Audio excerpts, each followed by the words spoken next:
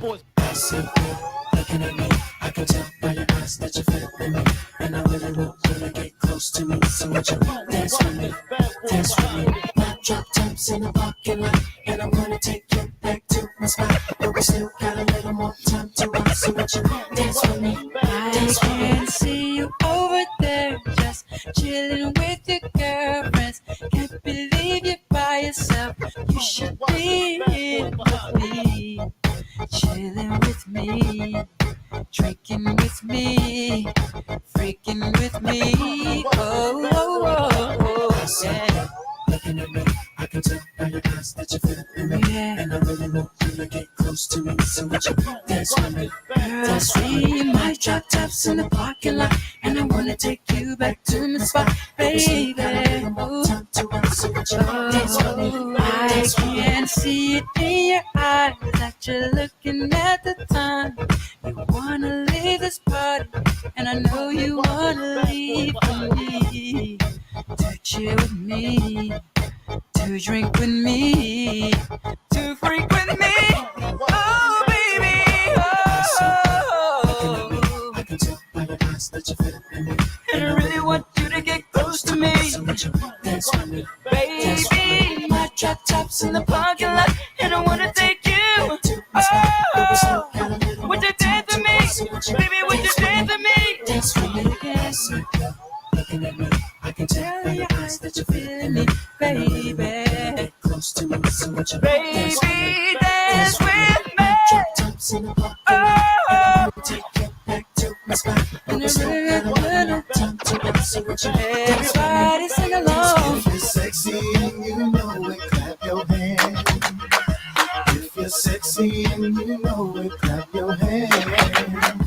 If you're sexy and you know it, and you really wanna show it. If you're sexy and you know it, clap your hands. Yeah. I can tell Tell by your eyes that you're feeling me, and I really want you to get close to me. so much dance with me. Baby, my drops out in the parking lot, back to the spot. Time to rock. So Would you dance with me? Come on. sit back, looking at me, And I tell in your eyes that you feel me, and I really want you to get close to me. so much dance with me. Baby, my drops in the parking lot, Wanna take you back to my spot. we still got a little more time to rock. So much Baby, come with me. I can tell by your eyes that you're feeling me, Oh, dance with close to me. So me. much dance with me, dance with me. My drop tops in the parking lot, and I'm gonna take you back to my spot. We still got a little more time to rock. So much dance with me, dance with me. I see you Looking at me, I can tell by your eyes that you're feeling me, and I really want you to get close to me. So much dance with me. dance with me. My drop tops in the parking lot, and I'm gonna take you Oh, back to my spot. But we still got a little more what time to rock? so much dance with me, dance with me. I see you looking at me.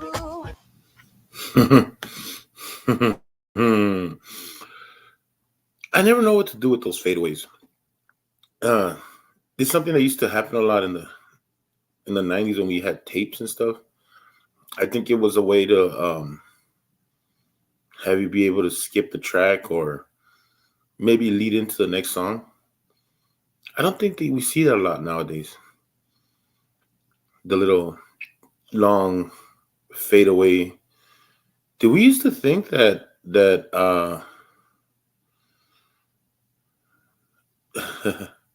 I don't care. Thanks, Dermot. It is early. Yeah, I know it's early. Oop, wait a minute. Yeah, it is early. I don't care.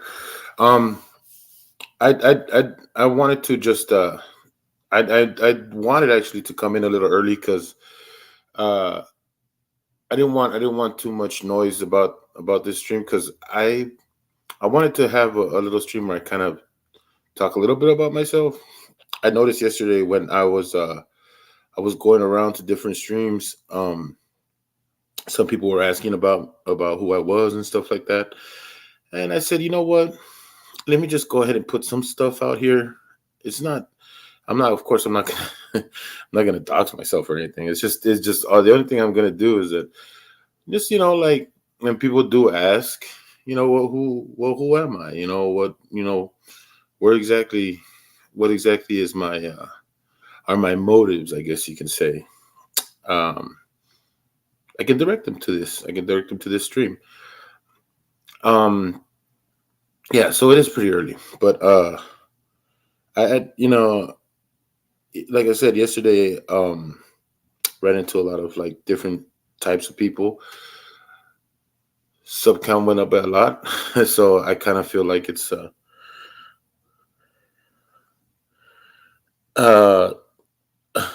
I CC details. I'm kind of dumb with acronyms. Dear Maid, you're gonna have to help me out with the CC. Is that like an email thing? um, common, common. Yeah, I'm thinking one of those C's is common. Um, oh, yeah, well, not yet, not yet. I'm still. Danny, thank you. The CC details will not be given. By the way, I need one first, so that's not going to happen. I'm still on debit card status until further notice. I got a lot of debts to pay. Uh, so that's funny though. Um, yeah, so I wanted to talk a little bit about myself. I guess I'll start off with the worst part of me, which is the jail time that I did.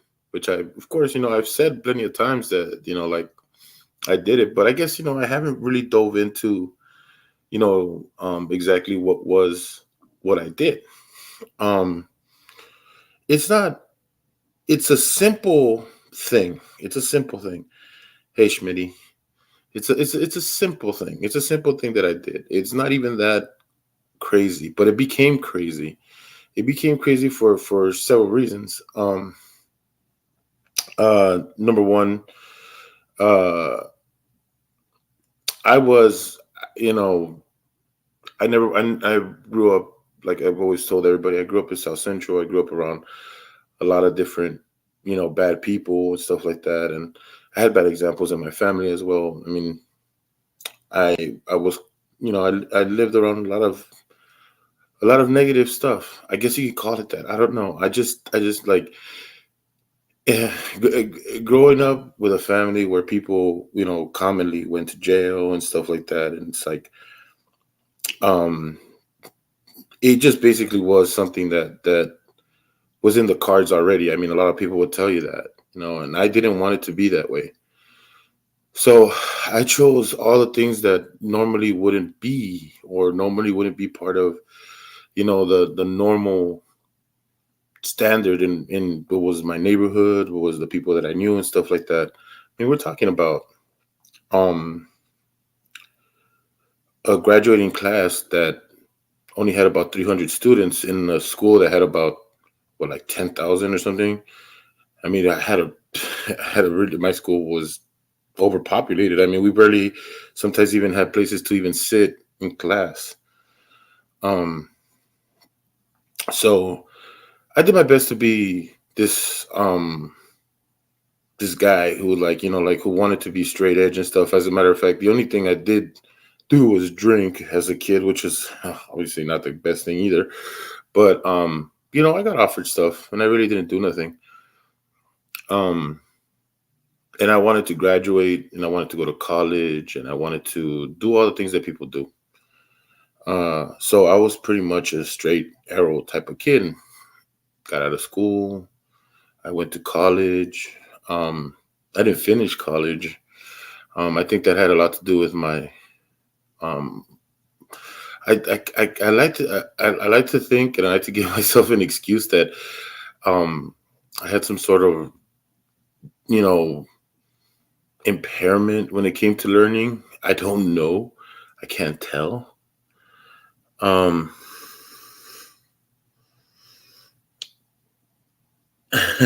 oh well, thank you, Danny. Thank you for sharing. Um, I mean, right. Well, I mean, the truth is that, like,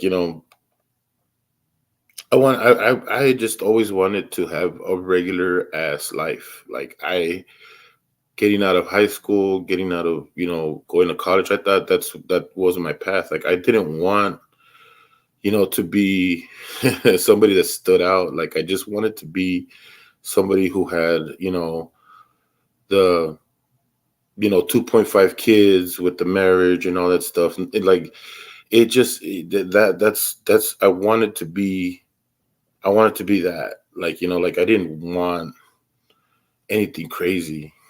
Um, so I did what I had to do. I went to school, I went to work. Um, my life was busy trying to be, something. Um, my life was busy trying to be something that I wanted to be. Um, and then I found out that, like, college was hard, having a job was hard, and keeping a relationship was hard. Um, then again, I put my time and effort in things that I thought were things that I wanted, which, of course, every kid does, right? When you're young, you have your thoughts on what you think you are, and it's like, it's not. That's not. You know what I mean? You know what I mean, Jenny. That's just the whole thing that people say, right? And that's what I mean. It's like, you know, you hear the average family has 2.5 kids, and it's not a midget. Although, if I did have a midget, I'd be very accepting of my son. Thank you very much, or daughter. Um, I mean, 2.5. That's what they say. That's what they say, right? It's like, oh, the white picket fence and the 2.5 kids. Um, but But yeah, things didn't work out that way. Things didn't really work out that way. Uh, I picked what I thought was someone nice to be like a baby's mom or whatever, and it turns out she didn't want to be a baby's mom. And then going to college, and I picked a very heavy subject, but I did like it. I mean, I really did like the subject I was broaching. I thought it was very interesting, but trying to make time for everything was difficult. And so I used to work as security because I was a big kid. I actually had aspirations to go play college ball and everything. But that didn't work out as well. I ended up hurting myself while I was training, and so I ended up not doing that. And I did security. I worked security for a long time. I would say a good 7 years.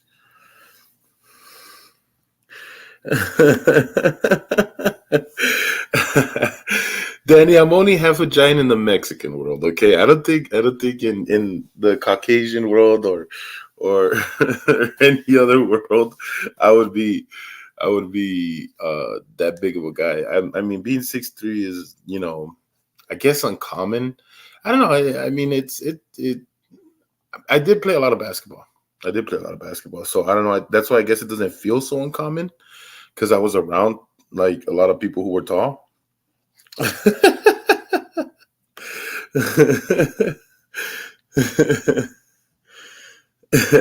China, have Mexican. Actually, yes, you're not wrong there. You're not wrong there.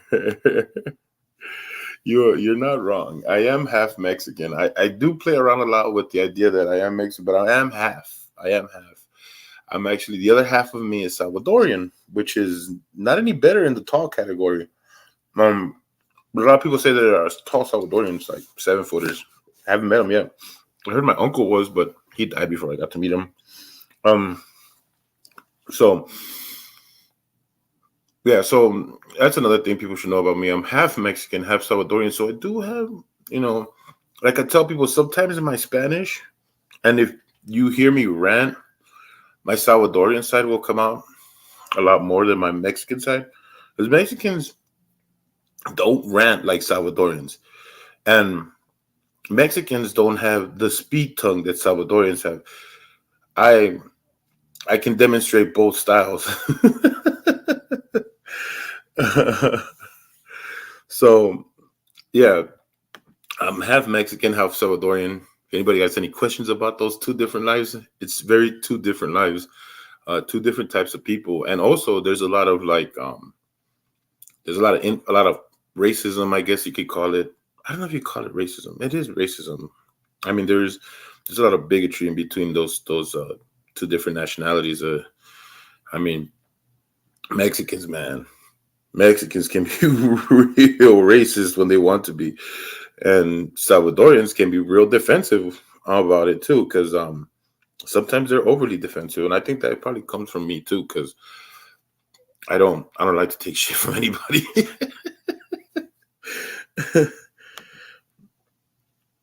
I'm tall for a short dude. Well, I'm. I get that. Well, as the story goes, um, I was a security guard, and so I used to work for a big train company. If you know California, there's only so many train companies that you can work for, and I worked for one of the bigger ones. Um, I was a security guard there, but I wasn't getting paid a good salary for working there, and we were really like looked down upon as security. I thought it was completely unfair because we did a lot of good work for them, especially the crew that I worked with. That included a best friend of mine and a couple of people who took their job very seriously, and we did everything possible to make sure that this place was, well secured. We worked with and if you guys don't know, every train station has its own police department. Um, it's kind of separate from your local PD. It's almost like a federal thing. So it's kind of like a thing where they need to cross state lines. So in order for that to be possible, they created their own like police, uh, their own private police or whatever.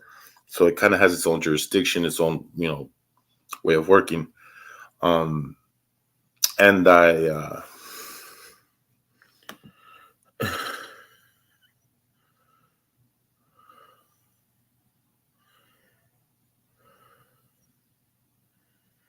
oh well, thanks. It's fine. Don't worry.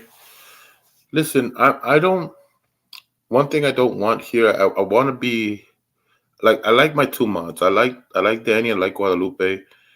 Um, I hope you guys don't time people out simply by saying something nasty and stuff like that or whatever, or because they're being mean. I want to be stronger than that, but I do want the mods. I don't. I don't want a ton of them or anything like that. I just want some that are understanding of the things that I want. And it's simple for me. It's not that I care that people talk crap. People are going to talk crap, and it's fine. They can do that. Like I said, the two things that bother me that I don't like doing is going in circles. I don't like having a conversation over and over and over again that's going to keep leading to the same place. So for you mods to understand something, if you see a conversation going over and over again, and I say I don't want to do circles, that person should go. The other thing, I don't want to uh I don't like people like Josh Lanto. I don't like people who just want to make things about themselves. So I don't care if you want to talk crap, like about the subject that I'm on.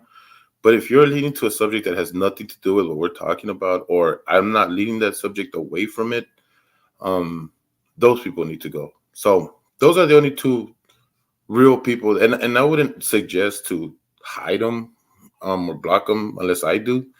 But get like time them out, get them the hell out of here. Um, I just I don't I don't I feel that those two things kind of exacerbate or like make a stream make it go longer, stuff like that. Like I just don't want that. That's the only thing that I care about. I think somebody like SV can take care of those people a lot better, um because he consistently can move on. And as you can see, I dwell on shit.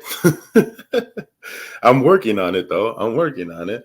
But definitely, I don't do fucking circles. I hate that shit. So somebody just continuously, after we gave them the answer, after we told them, I don't like to plot for them so they can just keep on delivering the same message that we've already gone over 100 times.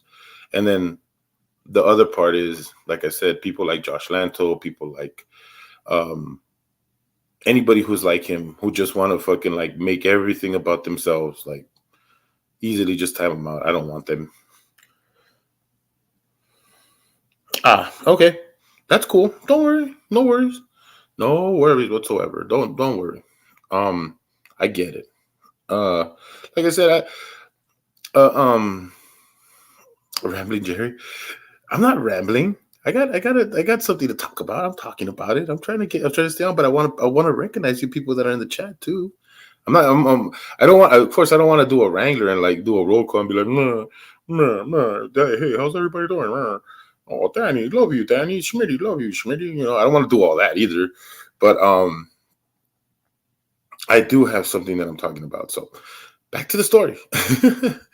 um, so yeah, so I was doing security. I was doing security for something like 6 years or something like that, and I was working for this train company, and I was doing a lot of good work for them.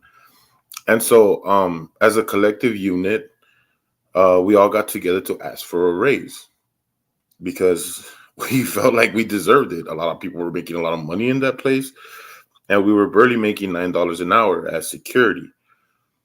All we wanted was like $1 or two. If we could get like $1 raise, it would have been great.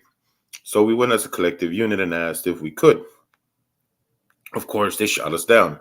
Now, that didn't necessarily like get everybody pissed off. I think we all like didn't have our hopes up that we would get it, but we wanted them to pay attention to what we were talking about. We didn't expect the reaction that they were going to give us either. We thought, they were happy with us. They were happy with the way we were working. That they would do it. They would give us $1 raise, and or they would at least tell us like, this is not a good time. We'll work something out later down the road. So what ended up happening is that they ended up buying us out, not in the sense that they bought us out, but they bought a separate company, an outside company. Now, that company, because of course, it's a separate company, whatever, asked us if we wanted to join them. If not, we were going to be fired. So that didn't sit well with anybody. That didn't sit well with any of us, right? We were all upset about it because it's like we have been over here working, and we just want the same benefits that everybody in that train station was getting. They had good benefits. They were getting good pay. And we felt like we were a part of that. We felt like we were a part of that. Like, we did all of this good work for you, and you don't want to pay us properly. Like, it just felt wrong. I was really upset about it afterwards, and I started like thinking about it. Like, you know what? I am gonna stay there. I am gonna stay there. And that was just pure upset. I was motivated. I was motivated by the fact that I wasn't getting paid, and I could have gone to the casino at that time.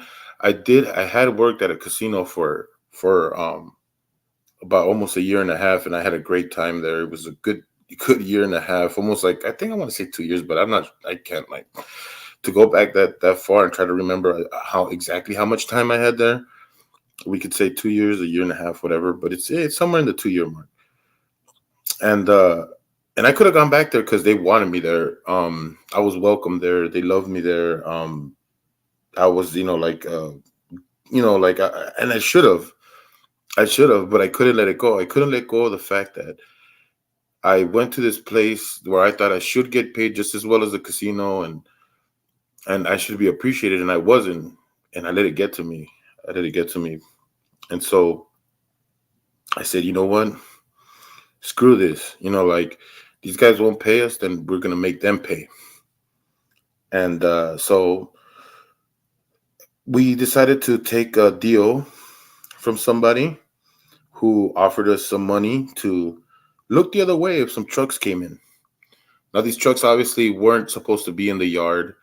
They were trucks that were independent, and usually independent companies don't get to just ride along in.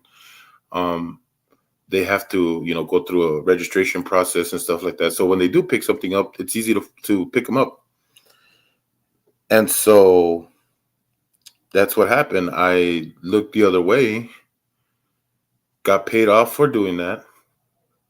It wasn't really that much money either. In retrospect, it was hardly nothing for the stuff that they took. Um, I just really just wanted to pay back the people who were doing me bad. Now I didn't think I would ever be charged for anything because obviously I wasn't in the truck. Obviously I didn't grab anything, and obviously I wasn't found with any merchandise or anything like that because I didn't I didn't have anything on me. I didn't do anything like that. All I did was look the other way. Um and so when the investigation started, I was fairly confident that nothing was going to happen to me. I figured at worst I'm going to get fired. I'm like, so what? I don't want to be here anyways, right? Um, and so it took about a month. It took about a month before I finally got called in for them to talk to me and stuff like that. Mind you, I was still working. I was still doing security for this place while this was happening. No, I think that was maybe just investigatory, reasons. Um, I'm pretty sure they probably had an eye on me or something, or I don't know. Um, they asked me a few things here and there at the interrogation or whatever, and I just told them, um, this is funny. I actually confessed my part to them, and it wasn't no special. It wasn't any like special interrogation tactics that they used. I really felt guilty about it, to be honest. I felt guilty because I was just thinking to myself the whole time, like that whole month during the investigation, that like, dude, like here I am being a hypocrite. I let these trucks out, and I'm over here still trying to protect the other trucks, and I mean the other containers and stuff like that. And I'm not, and I really don't want to be here and stuff, And a lot of the stress and weight of everything was getting to me, and I just something about doing that just didn't sit right with me. I didn't feel right about it. So when it happened, I was just like, when they brought me in, I was just like, you know what, whatever. I told them, I was like, you know what, I did it, and I don't feel good about it, but this was my part. I said what my part was. I didn't mention anybody else. Just what I did. I just told them I looked the other way as the trucks were leaving, and they were like, "Oh, okay." So I got arrested. I got arrested that day. I got put in jail that day. Now, one thing I didn't expect. One thing I didn't expect when I got arrested was that my bond would be as much as somebody who committed murder or something. You know what I mean? Like I didn't expect that, but then it was kind of like a shock because I didn't, to be honest with you guys, I didn't know how much was stolen. Like you try to put a figure on that kind of stuff, like man, like you know what, how much could they have possibly taken, right? Like a 40,000, 50,000 worth of merchandise or whatever. Well, it turns out that three containers that about like something like 600,000 a pop, including the container itself, plus the chassis and all that stuff that they added to it. They stole something over like 1.5 million in goods. So my bond was set at that price, which was kind of crazy. And so I had to sit in jail. I had to sit in jail. I had to sit in jail for the process of my court because there was no getting. I could not pay that amount of bond. Now, eventually, it came down. It came down probably after like no, actually, they ended up getting everybody that was involved because they ended up figuring, like well, if one security guard was involved, then maybe the other security guards were involved. So it's kind of like a domino effect. My buddy, who was my best friend, kind of felt bad about me going down, so he kind of took the bullet as well for me. Um, uh, he felt like like I don't want to let my friend go down by himself. And like I said, we never we never been in trouble like this. We had never been in trouble like this with the law or anything like that. So it's like it's just one of those things where it's like you not you're new to it, you know, and so you don't expect the things that are happening.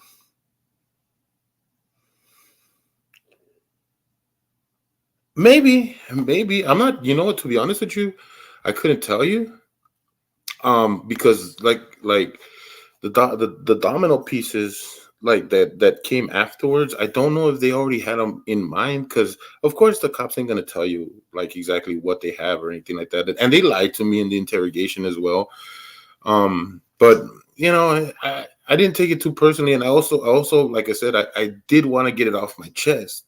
I did have I really unlike a lot of other people who commit stuff like that. I actually did have a bit of a weight hitting on me about the guilt because, like I said, I did it out of anger when I first did it, and then afterwards I was like, "Fuck, that was wrong." Um, even like the money that I got for it, I used it. I didn't use it on myself. Like the most that I bought myself was probably like I think maybe like a couple of change of shirts and shoes. The rest I gave to people. Like I bought stuff for family. I bought stuff for friends. I ended up giving up money to people who I knew needed like help with their car being repaired and stuff like that. Like I didn't like I felt guilty about it. I didn't feel good about it. Like I said, I was angry. I was just simply angry. Um and I just wanted to get I just wanted to like get that off of my chest. I wanted to get that off me. Um and I didn't say anybody's name or anything. Um yeah, well, what ended up happening was I got arrested, and like I said, I couldn't bond out because my bond was huge. My bond was like too high for anybody to try to get me out. I did have a lot of people who wanted to get me out. My of course my family, friends, a lot of people who I had helped out throughout the years were like, no, like this is not something that we don't want for you. And yeah, so even now it still kind of feels messed up. I kind of feel like it changed the trajectory of my life a little bit. Maybe it did, maybe it didn't. I don't know. But after that, I had to stay in jail. That's my whole jail experience. Now, I can sit here and talk to you about the jail experience, or I can tell you what happened to it. Um, kind of, kind of. Well, this is what ended up happening. See, when we had our preliminary court, um, my charges were dismissed, and hello, charges can be dismissed and then refiled, right? So my initial charges were dismissed because I was charged with the theft. So my first initial charges were for grand theft over $1,000, right? That's what grand theft is. At the time, I don't know, I think it's different now. But at the time, grand theft was over $1,000. So I was charged with that. And I was charged with 3 counts of it with the grand was it grand larceny or something like that, just like all bunch of money charges, right? Like because it was like a big theft. But of course I had a good public defending office. I had a really good public defender who answered a lot of my questions, who helped me out with the legal process. A very involved public defender who I believe to this day is a savior in my life because he didn't he didn't write me off. He didn't write me off. He gave me a lot of advice and he helped me out because he saw something in me, which I really wish I would have kept his name. I really wish I would have kept his name.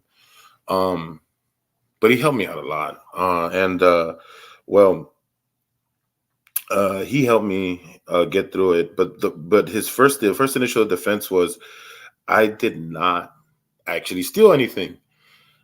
There was no proof that I actually grabbed something and took it out of the yard.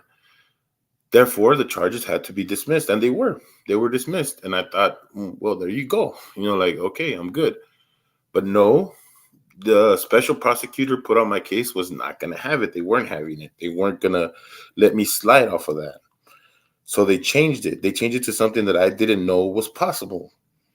I got charged with conspiracy to commit grand theft, which is an actual charge.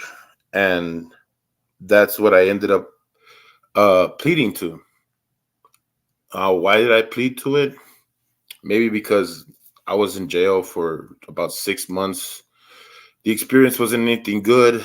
Um, I felt like this wasn't me. This wasn't what I'd like to do. This wasn't my life. So I didn't want to go through a lengthy trial in jail and stuff like that. I felt like, I wanted to get out and I wanted to take a plea. Now, of course, that had my conspirators, or the people who were involved with me, had to take a plea as well, or else I had to go to trial, because we weren't confessing to each other. None of us were pointing the finger to each other. So it had to come down to all of us making that decision. Now, I was ready to make the decision because I was the only one who was in jail and not getting out. So I was the first one to agree to it. But I wasn't gonna, like I said, I wasn't gonna testify against anybody. So I had to wait till everybody said okay. And eventually everybody just said okay, because I guess the deal ended up being something that people could deal with, I guess. I don't know. And so the ended up being uh, a 5-year suspended sentence. Of course, mine was 4 because I did a year in jail. And we got 5 years probation, all of us. The only difference in that is that had I gotten into trouble or whatever, I would have faced a little less time than everybody else. But if I didn't, then I just spent more time in jail. That's about it. So we decided to plead out, and I pleaded out. I said, fuck it. I don't want to do this. I don't want to be fighting this like this. I don't want to continue being in jail. I want to get out. And after everything was said and done, I spent a few more months in jail, got out, went to my probation, and 5 years of probation, longest 5 years of my life. I couldn't do nothing. All I did was basically do a lot of work that a lot of people that I know are illegal have to do and stuff like that, and it actually ended up working out for me, because I ended up meeting people that got me into the weed business, and in the weed business, it became my pride. It became my pride and joy, because everything just became fun after that. Again, I didn't feel misrepresented. I didn't feel used or anything like that, because all the work was coming from me. Hang on, let me see what's going on here. Did you recover the stuff or no? No, nobody recovered that stuff. That when it left, it was gone. The only thing I think they recovered were the actual containers themselves and the chassis. That's why they ended up dropping how much it was. But the stuff inside gone. And I had nothing to do with that. I don't know where it went. I just got paid to look the other way. That's it. So I don't know what happened to it afterwards.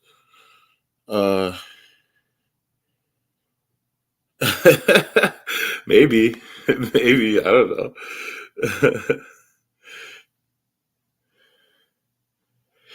Well, yeah. Yeah, it does. It does mean that. It means we got caught planning it. That's what it means. It means we got caught planning it, or at least they felt that way, because everybody made their own. Basically said their own confession in the interrogation. But like I said, we never pointed fingers at each other. That's what made it kind of real iffy in the way that it was sticking. But the prosecutor was being real heavy on it, because it's a special prosecutor for this train yard, and they really wanted us. They really wanted to get us, because we hurt them bad, and that really was the point of everything, was to hurt them. So they wanted to hurt us right back, right? So that's what ended up happening. It was just like, oh, like they started by not giving us the money that we were expecting, and then we got them back by hurting them in the money, right? Then they wanted to get us back by hurting us in our money. So it basically became like a tit for tat type of situation. But the law was involved, so it was kind of ugly, you know.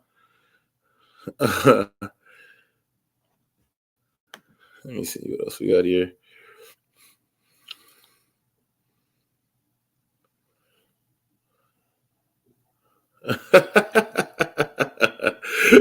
I got you. What's up, Bernsey? Yeah, so that's why I went to jail. But that's all in the past. I did my 5 year probation. Like I said, I never got into trouble during probation, and anything that happened after that was mostly traffic stuff. The stuff that you deal with on the daily. Um, stupid seatbelt tickets, stupid speeding tickets. Like it never was anything like, oh fuck, like another crime in the sense that it was a crazy theft or anything like that. It was just regular stuff, like regular stuff that you deal with. So I never got a violation on my probation. As a matter of fact, I was squeaky clean during my probation time. Uh, I didn't even smoke weed until after my probation time because I didn't want no. And even my probation officer, like on the third year, wanted to switch me to the type of probation that you only get like through the mail, but the court wouldn't have it since my case was that big. Uh, I was like, it's fine, like I've done 3 years, I could do another 2 years of this, I think they call it summary probation. Um, but yeah, I didn't, like I didn't mind at that point anymore because I was like, dude, I've made it this far. What the fuck? Like, what am I gonna cry about, right? Um, so after that, after the probation and everything, I got back to my regular life. Like I started smoking weed again. As a matter of fact, I kind of overdid it the first 2 years because I was basically working in weed. So I went crazy smoking weed, and then I just realized that's not a good thing. Can't be smoking weed like that. I mean, you should really like take it easy. It's not fun. It's not fun to have too much of anything. So I kind of like after having a year of going crazy smoking weed and shit, I decided to kind of like tone it down. And ever since I've been the same. I like smoking weed, but I also don't use it as a crutch. Um, I always say if you're gonna smoke weed or drink, don't do it while you're sad. Don't do it to deal with something that you don't want to deal with. Um, I think that's kind of helped me out not to fall into any kind of addiction.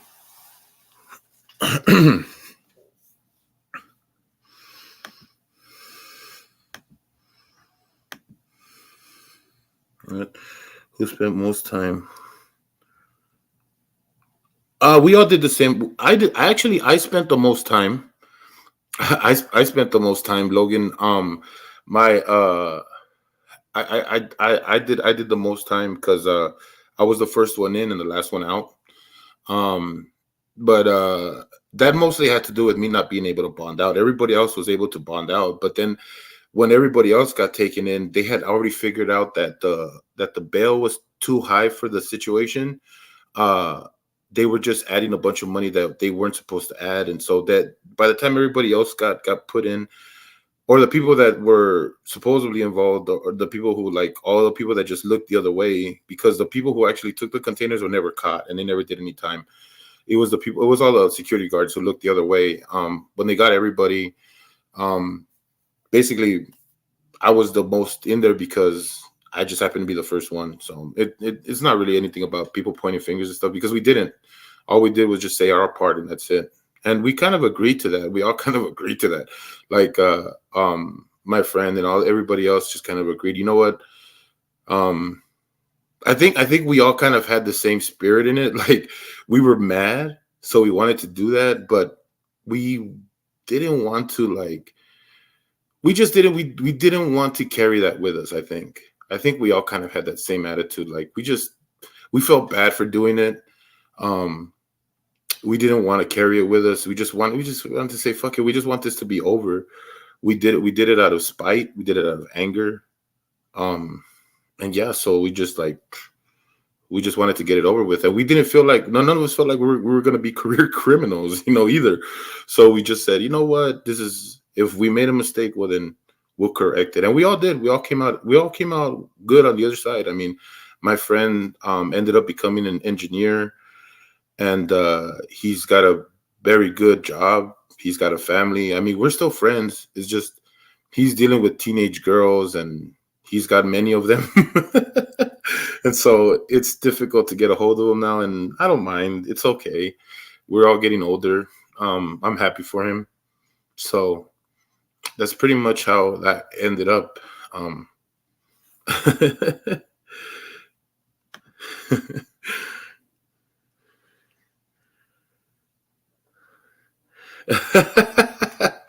I I went crazy smoking, but like it's just it was just like you got to understand something.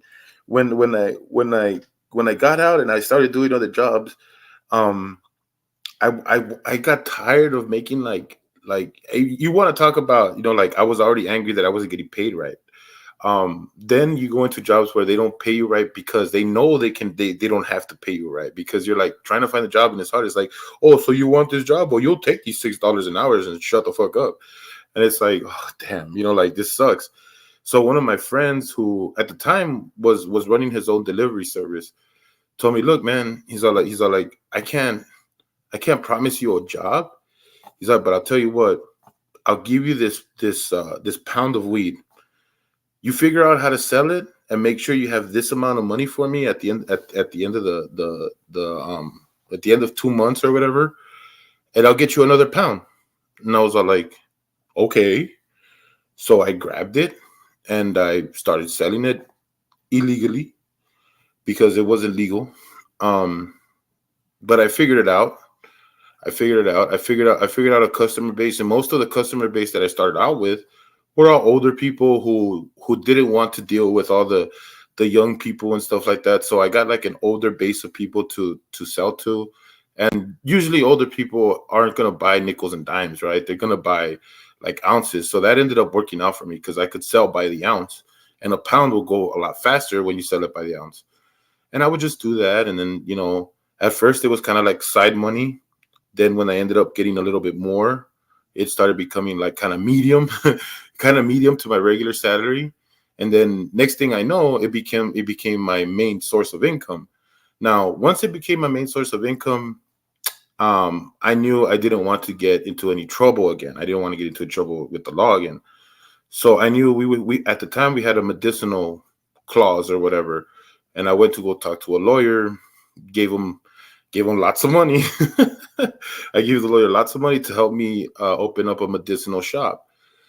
When I opened up the medicinal shop, it from there everything flourished because I didn't have to worry about getting in trouble or doing something illegal. We were doing things that were legal. Um, and the first few medicinal shops that were out there that I was working with were boring. They were scary. People didn't like going to them.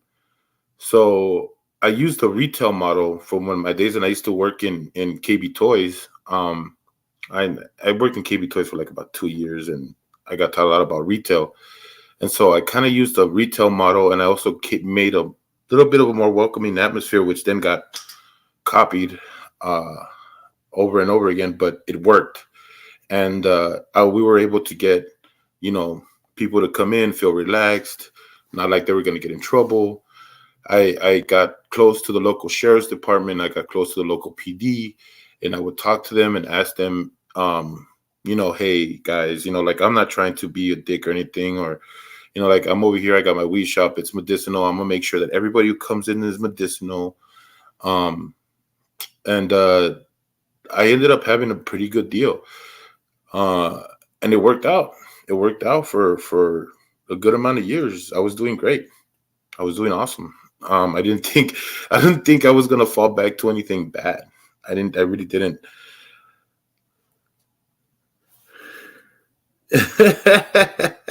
It's okay, man. Dude, I yeah, man. You know what? And when it was medicinal, it actually was still kind of like the wild wild west. You still had shops that were doing it illegally, and shops like mine that were doing it legally were getting we were getting taxed up the ass, and the other part that made it more difficult when you were doing it at that time is that, like, sure, you're medicinal, and even when it went to recreational, federal still is not cool with you, right? So you can't start a business account with a bank because you're not FDIC insured. No way. They won't insure you. And that's probably like the biggest problem with it not being federal.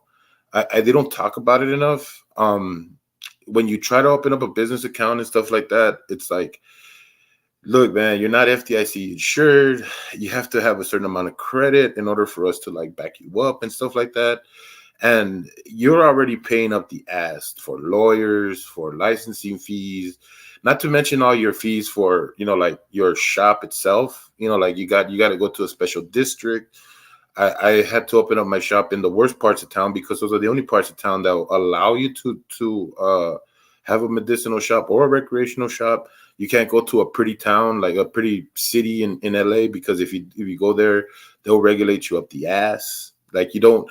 It's there's so many like different little things that end up messing with you, because it's like you think, okay, well, everybody likes to do it, so why wouldn't I be able to open in Beverly Hills, right? It's like, hell the fuck no, we don't want that here. You try to go to like like the mid-level cities or whatever, and they're like, no, because we're wholesome over here and we don't want medicinal shops, even if they are medicinal, we don't want them here. Now they're a little bit more accepting now. I think it's because the kids at the time that couldn't vote or didn't vote are voting now. So of course, it's different. Things are starting to change. Things are starting to shift. But at the time, I couldn't open up a shop almost anywhere. It had to be in like South Central. It had to be like in the worst parts of LA and stuff. And so my shop was in the worst parts of LA. But it flourished. It flourished regardless. It flourished.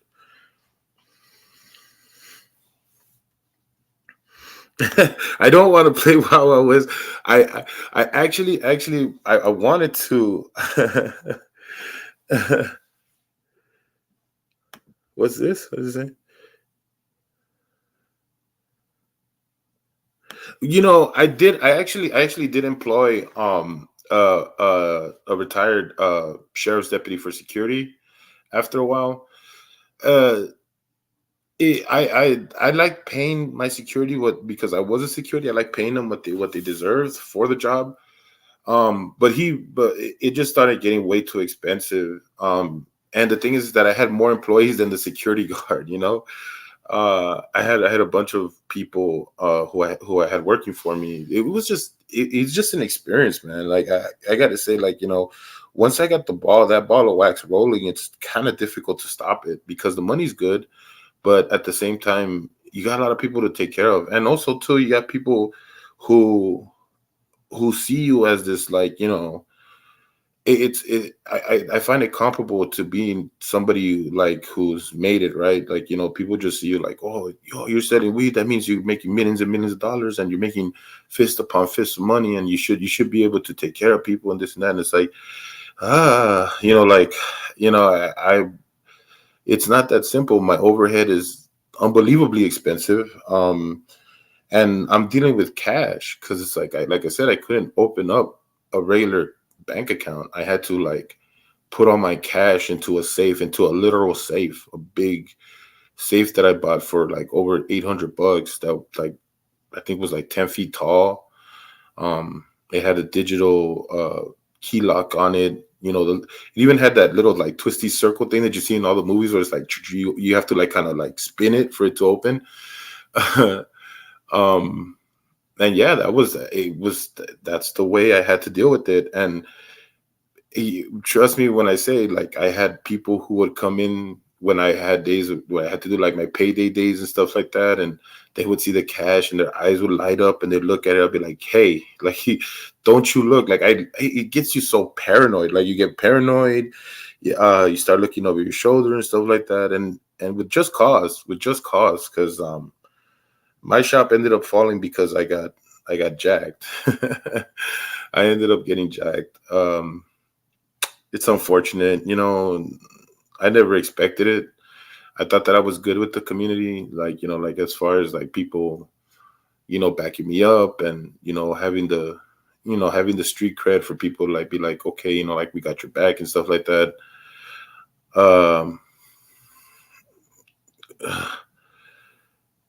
it just I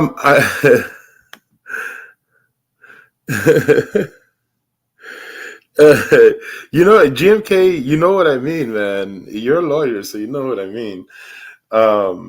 Yeah, dude, it gets crazy, man. The amount of money that is leaving your hands and getting into your hands is crazy, man. It kind of makes me sad that I didn't just run with the money, because being jacked for it was not fun. Was not fun. um, I got jacked, and they burned down my establishment. Um, and I'm trying not to get emotional about it, but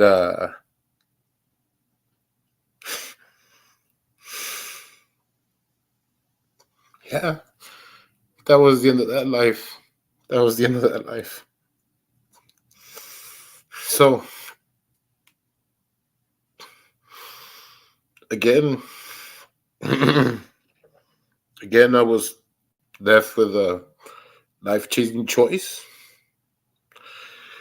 I either got angry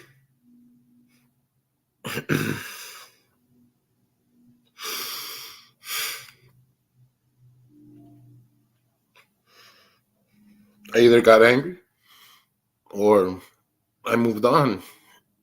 And oh boy, I moved on. It wasn't easy. Um, I dwelled on it, and a lot of loss came after that. I mean, I was flying high for a minute there, and fuck, you want to talk about Icarus? Shit, dude, I didn't just fucking crash. I fucking crashed and fell down like 5 more stories after that. It was just, I don't know. I wish I could tell you guys that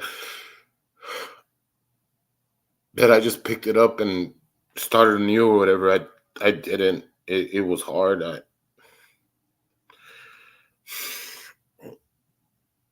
But one thing I didn't do is blame it on anybody. Not like the first time when I got in trouble. I didn't blame it on anybody. I said, "This is me. This is me." I could have sold the business. I could have done a lot of different things. I was happy where I was at. And sure, somebody did something to me, but I didn't want to look at myself like that. I just figured I was paying my dues for things that I did in the past, and I wasn't gonna get mad about it. I wasn't gonna get mad about it. No, you're okay, GMK. You're okay. I'm talking about this now because I yesterday I had an influx of subs, and a lot of people were asking who I was, what was my story. And I want people to know my story. I don't want people to find this narrative, later and then try to put their own spin to it. I want people to know who I am. Because in order for me to, to be out here, I want to be who I am. I don't want to be I don't want to be something that I'm not. And I think knowing my story is important. I think knowing who I am is important. And like I said, that moment in my life was something that still kills me, because somebody that I knew for a long time was the person who coordinated that attack on me. It was I don't understand it, but it's not for me to understand. I don't care. It just made me realize that it doesn't matter how much you know somebody. They could betray you easily. And so I had to pick myself up from that. And I tried. I really did. But things just kept happening. I kept losing things. I kept losing people. I got blackballed from the weed industry. Mostly because, when things like that happen, there are contracts that you got to fulfill, and people get upset because you can't anymore. And it's like, guys, I'm recovering, like, give me a chance. And they're like, no, like, we made a contract and you're not fulfilling it. So they get upset and they blackball you. And then the city comes after you because, your burned down place is still, you know, you still got electrical issues and stuff like that. So you still got an electric bill that needs to be paid, and there's still leases to be paid. Um, it's stuff that I'm still fighting up to this day because I can't. I got to file for bankruptcy, but I don't even have the money to file for bankruptcies. So it all piles up on you, and I basically went through like about a 3-year process of going from having my own place, being my own man, to down in the dumps and living in the streets.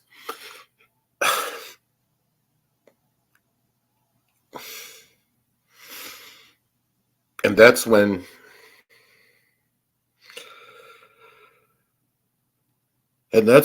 I started getting help. I didn't get all the help that I needed at the time because I was very prideful. I asked for it when I felt I really needed it, but I wasn't asking for it in the proper places. I wasn't going to my family. I wasn't going to people that cared about me because I didn't want to burden them. I didn't want to burden the people that I cared about.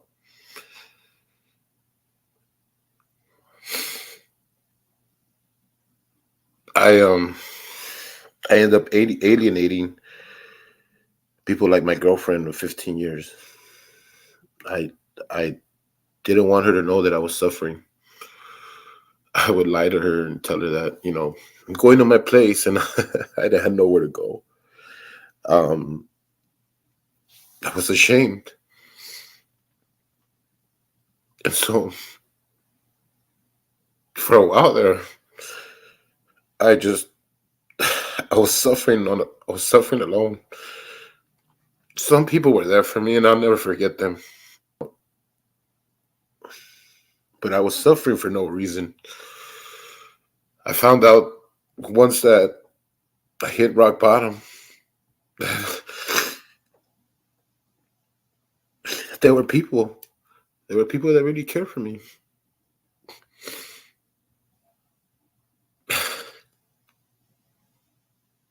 That's the silver lining of all this. That's the silver lining.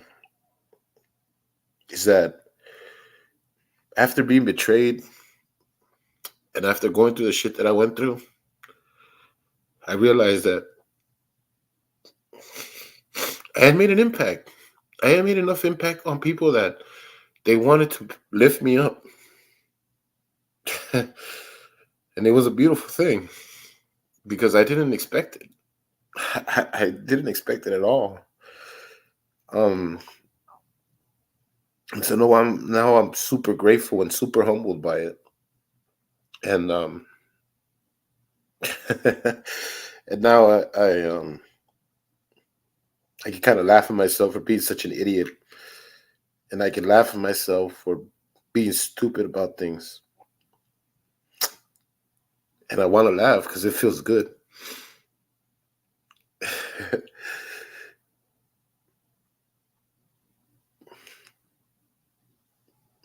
That's my story in a nutshell. I understand that I left a lot of details out. I'm sure if you get close enough to me, I'll tell them to you. But in accordance to not being doxxed and keeping some anonymity towards this, I'll leave it at that as far as like how things went specifically. But I hope that helps people understand where I come from. There's a lot more, of course. Like I tell people, I dealt with a lot of death growing up. People in my life died early on. I've had friends and family that have taken their own lives. I've had friends that have had their lives taken. It makes me feel like I have to overshare or tell people how I feel. I don't know how people feel about that. I know that when you meet people like Kaiser or shifty people out there, like you meet people who pretend to be this like these nice people, these good people or whatever, and I know I may come off as that, but I just don't want to lose anybody else. Like, yeah, I'm tired of it, but I feel like I am, and so I want to tell people how I feel.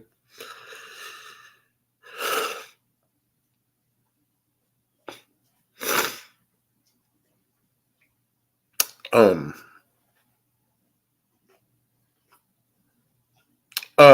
Thanks, GMK. Maybe we can talk about that because I do. I'm still getting. I'm still getting sued. I'm still getting sued for.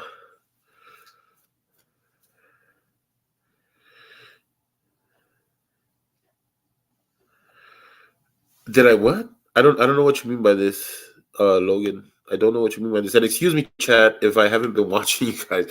I'm sorry if I haven't been watching you guys. You know what? Hang on. I'm gonna drop the link. I'm gonna drop the link for anybody who wants to come up and ask me anything. I just wanted to get my story out. So I'm gonna drop the link right now, okay? Anybody who wants to come up and ask me something about what's going on, please be my guest.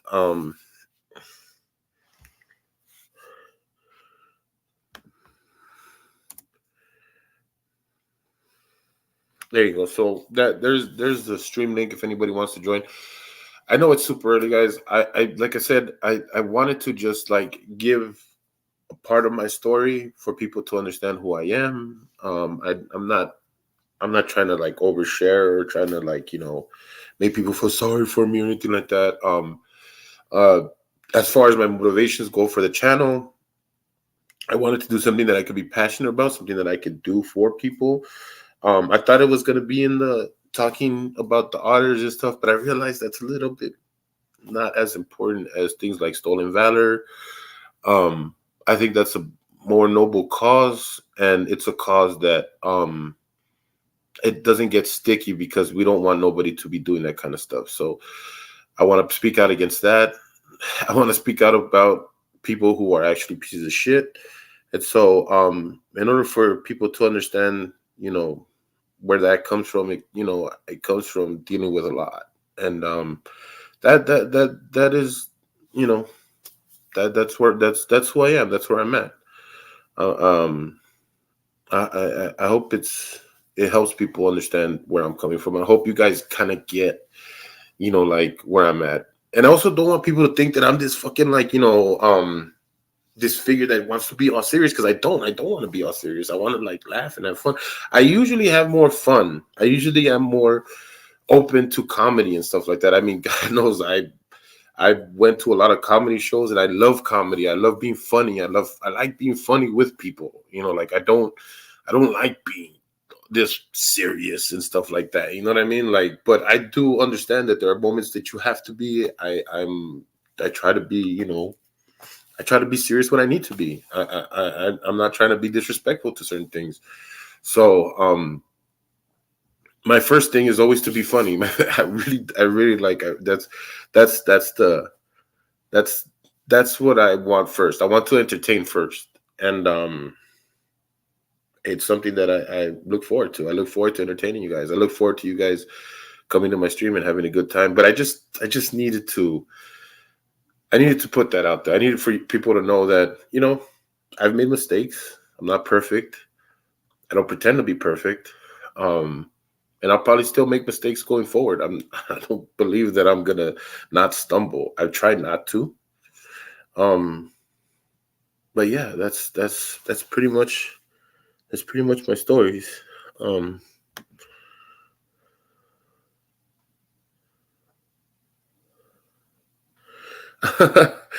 uh yeah, you could say that. I don't know. I guess I'm hard on myself. I don't know. If you guys believe that I am, that's nice. Thank you. I don't. I guess maybe one thing you guys need to know about me for sure is that I'm my own worst critic. Like, trust me, if you guys are on me about something, I'm on myself even 100 times worse. I don't, I don't believe that I'm perfect in any kind of way. So it's like, I'm constantly trying to correct myself. Um, I grew up that way. Uh, I'm I've told everybody Spanish was my first language. It wasn't English. I learned everything in English and in Spanish, and so the constant correction was something that happened a lot. It's like it's incredible how much correction I lived through, you know, and so I uh I don't mind it. If you come at me with positive criticism, then I'll take it in. I don't I don't I'm not like the type of person that, you know, like I am defensive. I'm not gonna lie, I do get defensive. I'm very defensive. But I also take it in. I also take it in. I take in a lot of the criticism, and I it's worthy and something that I should listen to. I take my time with it, and I listen to it, and if I feel like I can make things right, I will try to make things right. That's just my nature, and I don't like leaving things for people to feel bad about because I feel like shit when I leave things just like that. You know, like I don't feel good.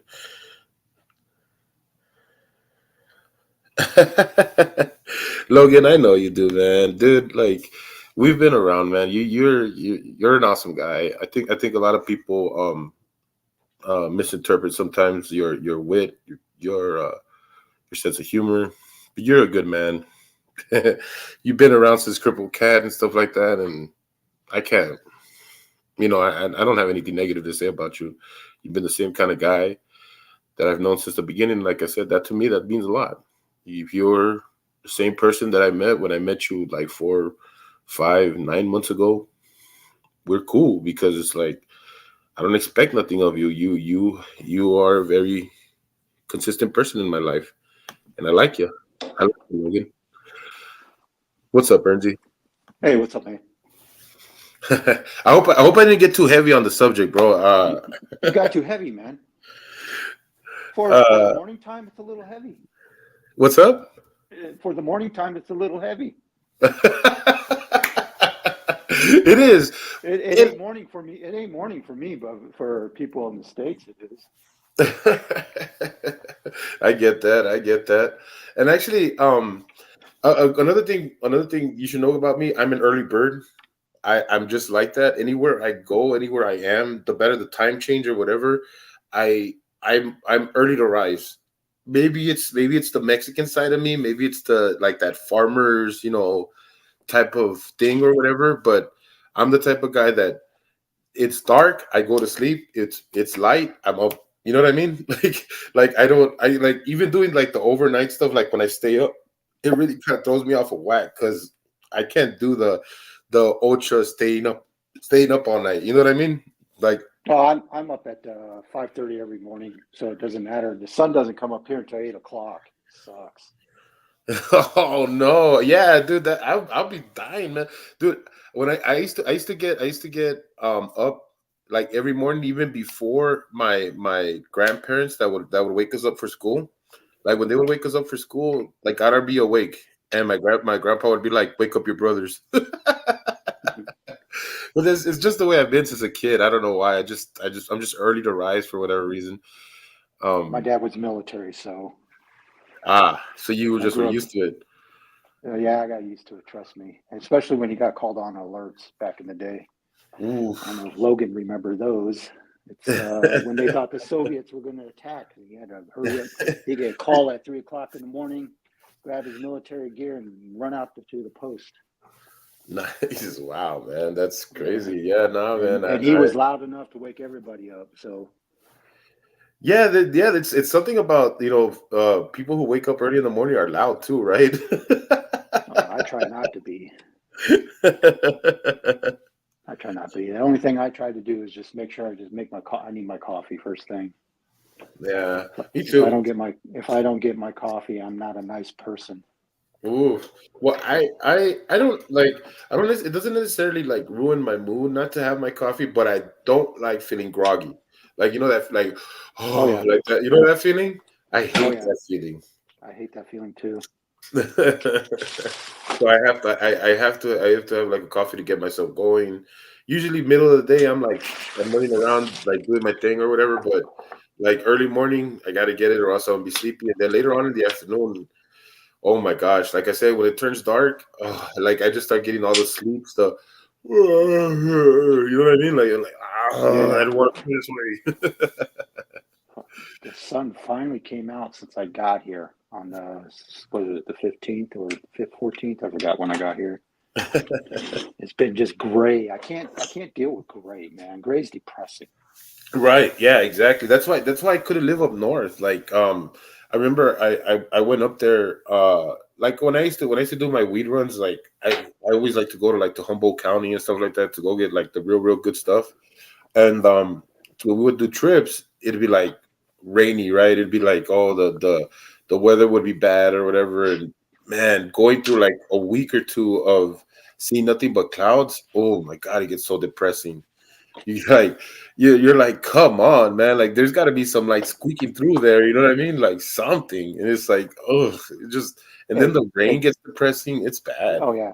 And just when I said that, the sun went away. I mean, that's not sun. That's just light. That's That's just like, yeah, I know. I know what you mean.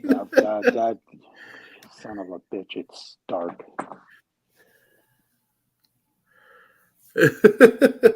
Well, that's me. I'm loud. I'm a loud ass motherfucker, man. Like I can't Oh, even look at whisper me. Look quietly. look at me. I'm wearing a Kaiser shirt. Doesn't it look like a Kaiser shirt? It Cheap does though. ass. But It actually looks yours like looks I put it on this morning and I'm like, what the fuck? I look like Kaiser. I gotta take the shot. I'm gonna have to take but the it shot. looks cleaner though. Like it looks cleaner and it looks like it looks like newer. His look worn out, and you fill it Yeah, out a little bit better. his looks like Salvation Army. Salvation Army. That's what his looks like. That's the You went only through the army he pile and said, joined. "Hey, this looks That's the only army nice." he could serve in is the Salvation Army. That's the And he's only like, that's "This looks nice. I'm taking it. I'm not even gonna wash it." I believe that the only army that Kaiser could have served in is the Salvation Army. I don't even think he can serve that. That He's not about giving. He's about taking. So he yeah, wouldn't be able. He wouldn't pass basic on that.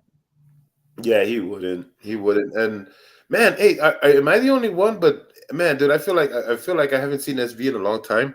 Like I'm like, He's dude, living life, dude. He's living life, man. I That's know he is, but he's got to live my life. No, you're selfish, dude. I'm being selfish. I know, and no, and it's fine. I don't. I like. I'm happy for him and stuff. Holidays. It's just like, man, dude, like there's been, you know, like there's been some Kaiser lives and stuff like that, you know, and then like, and then oh no, you know what? I haven't even told you. I don't know if you were here yesterday when I had the whole like, you know, situation with people coming in for that other dude, and then I mean, the reason why I'm doing this is because I got a bump in subs, and like I'm talking about like a real big bump, and I'm just Oh, that's like, good. yeah, Congrats. dude, like, yeah, and so I'm just like, you know what? In order to like, you know, because I did jump on a lot of streams yesterday, and people were asking me, who's this guy? Who's this guy? Right? And so I'm just like, you know what? I'm not gonna leave this up in the air. I'm not gonna be a KFAR and be like, oh, I already talked about that a long time ago on a comment section that nobody's ever seen before. Uh, I was like, you know what? That's I right. saw the comment. I saw the That's comment. right. I had to do it. That's right. And Now so I was, I- I'm Kaiser and KFAR. you're the combination of both of them. But I'm yeah, a combination. I was like, you know And I'm what? I'm trying to gonna be like Logan, but it's going to take me another couple years. They'll get all the way down there. Birds, man. You gotta be your own man. Gotta be your own man. Oh, But no, I'll you be know my what? own man. you know, it's like I just didn't want I didn't want people like, you know, like either to like if they were gonna start researching or doing whatever, I just, you know, like I wanted to be out there, you know, like who I am and what's going on with me and stuff like that. Now, of course, like I Uh, didn't give you, all the details well, or whatever. If you're honest online and stuff, nobody gives a fuck. Nobody, unless Right. you piss somebody off or somebody doesn't like you to the point where they're going to start digging. You know, Yeah. like, I don't, not a fan of Kfar. I don't dig for shit in his background because why? I just don't like him. Yeah. Exactly. Okay, I'm not going to obsess with. Oh, let me find out what's about this guy. I need to find out because I want to. I don't care. He's Right. the one making himself look bad. So other people are catching on. I Yeah. mean, I started back in end of September with him. You know, finding what kind of hypocrite he is. I used to sub to the guy. I sub to the guy. I watched some of his videos because I like some of them. But, you know, I Yeah. didn't like I all mean, his videos. And I said, you know what? He covers some good shit. When he puts out some good shit, I'm going to watch it. And then I saw his hypocrisy and I saw him in a different light. right. I And went that's after the him. I know. that's the I went after him. I didn't expect anybody else to go after him. I right. didn't. I just, you know. But then You know, slowly people that's started seeing it. that's the thing. That's the thing is that, like, you know, where people like, you know, like do that thing with me where it's Sugar like Tiger. people do that thing. People do that thing with me. It's like, oh, you're like, you know, like you're two-faced because you change your mind and stuff like that. It's like, look, I don't have blind loyalty. Okay, I don't, like, you know, I give people so much leeway, and then if I feel like I like you, if I feel like I've, you know, like we've shared, you know, or whatever, then I give you an opportunity to, like, hey, tell me what's up. You know what I mean? Like when you were going after K4 at first, right? It wasn't like I was like, all right, Bernsey got it all right, and I'm gonna go after K4 now. You know what I mean? It wasn't like that. You were raising questions that made a lot of sense.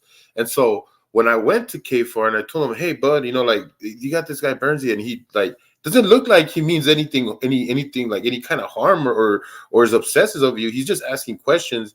He would just kind of like dismiss me and say, oh, he's just a troll. I'm like, I don't know if he's just a troll. You know what I mean? Like, I'm like, look, man, I'm not trying to like, you know, mess you up or anything, or go against you in any kind of way, because you've helped me out. I mean, you've had me on your stream and stuff, and I thank you for that. But at the same time, whoa, Burns dropped out. Come back, Burns, when you can. I didn't think that, you know, Burns had done anything to deserve that kind of you know, that at least the title of a troll, because he wasn't being a troll. He was asking Kfar real questions. And so when I went after Kfar and you know, like, I asked him about it, he just kind of like blew me off about it. And that kind of like, that was like, oh, okay, well, whatever, dude. I don't care. And so that's what kind of like became of that relationship. Thanks for leaving me to myself. That was awesome. Well, you know, that's how I operate. You know, if someone's not getting their audio, they got to hear me. Sorry about that. I get but, you. Yeah, because now I'm directly connected. So Cool. no, You know what? Go ahead. Go ahead. Well, I was wondering what you were saying before I just decided to drop off. That was pretty quick. Well, no, what I was saying was that, like, I was saying that, like, you know, when Kfar was calling you a troll and stuff like that, I didn't automatically write you off as a troll. What I did was that I kept asking him questions like you were, but except I was asking the same questions just in the background, and he kept giving me these non-answers. You know what I mean? Like, oh, like the stuff like I already addressed it, or it's not important, stuff like that. You know what I mean? I just would tell him, like, if it's not important, you know, like, then why is it such a big deal? Why are so many people talking about it if it's not important? And he would just be like, well, I'm not going to give it any attention. And then the truth slowly started coming out that he couldn't handle the way SV was handling it, like basically talking shit to him. And the other part was he was holding a grudge over the Blue Bacon stuff, which I had to suss out myself as well, because Blue Bacon, I don't hate the guy, but he did make some mistakes along the way, you know, like, and I can't, I'm not sitting here saying that he's a terrible person, right? That's not what I'm saying, but he did lie. He did make things about things that weren't about what was going on. And so it's like, dude, he had to be called out for it. Now, instead of him just saying, you know what, hey, dude, hey guys, you know what, this was bullshit, I fucked up, whatever, you know, like, he kind of like circled around it, and it made him look worse. Now, Does that mean that I hate Blue Bacon? No, it doesn't mean that I hate Blue Bacon. It just means that, you know, the guy messed up just like anybody else messes up. Now he took it like, oh, they called out Blue Bacon and they hurt my, you know, like they hurt my pride or something. You know, like it's like, dude, that's just the way things go. You know, like sometimes people are gonna make mistakes. Nobody's perfect. You know, like that's what I'm trying to get you to avoid by continuing to be on stream with Kaiser at first, right? Then he gets off the stream with Kaiser. Then I'm all like, denounce Kaiser. And he's like, why should I denounce him? Who cares? Nobody cares. Like, I don't have to denounce him. It's like, everybody's waiting for you to denounce him. Just do it. You know what I mean? And it's like, nah, I'm not going to do it. And it was just like, then it became a thing where he kept saying, I'm not going to bend the knee. I'm not going to bend the knee. I'm not going to. Well, here's my thing. If you're going to support somebody, support them. Be honest about it. If you're not, then be honest about that. Don't give one side because you're afraid of losing subs. Go, well, it's just like his bullshit that he always says with me. I went there and I posted a bunch of drama llamas, and then he posted a bunch of cats calling me a pussy, whatever and then I posted more drama llamas, and he kept doing that. And then he goes, oh, look at you bringing misinformation here. And I was like, and what misinformation am I bringing? Yeah, no, yeah, that's if you come out and say what in missing, that's the whole thing. I have hundreds and hundreds of screenshots of him and me, Scotto, and anyway, I had to do that. I have, you know, I sit there and it goes in circles where he just puts it in circles to try to make him look good to his subs and make it look like he's putting me down like he does everybody he covers. You know, he's got to make them look bad and mean and whatever. And then when I started doing that shit with him, then I said, okay, I bet you other channels do this too. And they do. I mean, I subbed to Bacon, and I thought he, you know, some of the stuff he did was funny. And then it got weird when he said he was in Germany. I said, okay, dude, where were you in Germany? Oh, I was in OnSpot. Right. Well, who the fuck sends an MP from Joint Base Lewis McChord, which is up in the Northwest area by Seattle area, whatever, and send him TDY, temporary duty, all the way to OnSpot for an investigation? Well, it really happened. It really happened. But was he sent there temporary duty for an investigation, or was he stationed there for 2-3 years?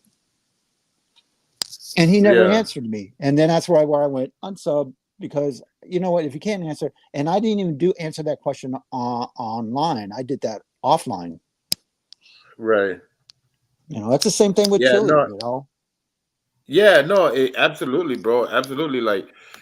I when it came to all that stuff that was coming out about Blue Bacon, I was just like, you know, I was in his Discord. I was in Blue Bacon's Discord, and I remember talking to Tax Packet, which I don't like. As far as I know, they had an amicable split, and I think it had a lot to do with all the stuff that was going on. But she said that it was family issues with her. I don't know. I just know that I had a really close relationship with Tax Packet for a minute there, and we were Rini, his mod. The one mod that he had before the new mod that he has. And so like Blue Bacon? Blue Bacon. Oh, because I never did the chat thing that much. So that back in those days. I just started doing the chat thing this year, I think. This year or last year. Yeah, no, yeah. I like I said, I wasn't really like close to him. I was close to the people around him. Like I was close to Tones Overthinks It. I was close to I was close to Rini, you know, like it basically like I was in his sphere, but not directly talking to him. And then when I did finally get a direct conversation with him and stuff like that, we had a great time. We had a great time having a conversation. Like it was really good. It was a good back and forth and everything. As a matter of fact, I wish every day that I could put that on a live, because we actually had a very entertaining conversation. But when all the stuff came out, and I just wanted to like ask him a few questions, he was real defensive and real quiet about it and stuff. And it's like, dude, this is not the time to clam up. You know, like it's the same thing with K-Far. It's like, this is not the time to clam up about this stuff. Isn't that serious? If you just come out with it, everybody's gonna treat you differently. Like, you know, like if you continue to play these games where it's like, I'm not gonna give you a direct answer. It was this, it wasn't that. That you lose respect, because it's like, okay, well, what else are you bullshitting me about, you know? Yep. And so that's the same thing with K4. It's like, dude, like I keep trying to give you chances and I keep trying to help you out, and it's like he looks at it like, wow, why should I listen to you? Well, why? Okay, if this is how you feel about me, then what do you feel about the rest of your subs? And like, I actually Well, interact. it's not even that. It's also you have when just like Scotto says no testes or spine. Of course he doesn't because he's more worried about his subs. But if you lose respect of people that can't get behind you because you're a piece of shit flip flopping, how can they get invested into the stuff you are covering? You know what I'm saying? Yeah, When you have exactly. somebody think, and then it's the one thing that I found on what Kaiser was saying on his one stream last week is that I'm here to have fun, to show stupid and correct people. Who the fuck are you to correct people? I don't correct people. I don't correct Right, people. I have an opinion. I have an right. opinion about something. I don't tell people to follow my opinion. They may agree with it. They may disagree with it. They may hate it. They may love it. KFAR's the same way. I'm here to correct people. I'm not a drama. You are a drama channel, and you think you are correcting people. And he models his. If you ever go back and watch Schrodinger's cat, guess what? He models his channel and the way the way he talks, everything like that, the way Schrodinger's cat did. Yeah. His presentation, everything is copying Schrodinger's cat. Yeah, and that was I kind of talked about it in another stream where I was saying like like people who are like not willing to accept uh the fact that Kaiser is what he is, a fucking piece of shit, murder burglar who has all these things in his life that are terrible and make him a terrible person, are people who are trying to hold on to that that old 2 years ago when we were all like joining in on a SC live, you know what I mean, where But everybody SC wasn't really vilely what you call it purposely calling people names and being mean about it. He would take little digs, yeah but he wouldn't watch Kaiser stuff. Now he just he's vile, man. He sat there, somebody in his chat sat there and said something about SV is going to go in a 3-way with Tiffy and Chrissy, and I'm like, what kind of fucking people are this? What kind right of people? A vile human being. Kaiser has all these vile followers who have something not happening good in their life, and they go there to be vile, to take it out on whoever he's covering with him. You know what I'm saying? yeah That's and trust me, I keep saying this over and over. I was that same person back in June and July. I had issues. I had problems. I was angry. And I was right doing the same thing. And there was 2 people that called me out on it. It was Merb and then Stone Vet. yeah You yeah know? no you're right, dude. A lot of the stuff that early on, like I noticed that I was like, you know what, I'm putting too much emotion behind these things, and that's kind of like how I have a little bit of respect for Kick, because he kind of took it aback, even though like he also, like I could tell, got really emotional about the things he was talking about, and you can get that way, especially I with was dealing never I was never a fan of his. of Kicks. Nah. Okay, well, I, And I, that's where I leave it. I don't hate the guy. I don't know the guy. I just not a fan of his content. makes I like sense. I mean, I Tones. don't. I like Tones. Yeah, Tones is good. He's a good content And creator. yeah, and even though he's doing stuff with KFAR, doesn't mean I dislike him now because he's doing stuff with KFAR. He can do whatever he wants. Exactly, and that's that's my Lupe supports KFAR. I don't give a fuck. I love Lupe, and it's the same thing with the Navy Tex Ranch. It's just another guy. Me and him have conversations on a live stream. I mean, in Discord before. Good exactly. conversations. I don't hate him for supporting K. If he wants to support KFAR, let him.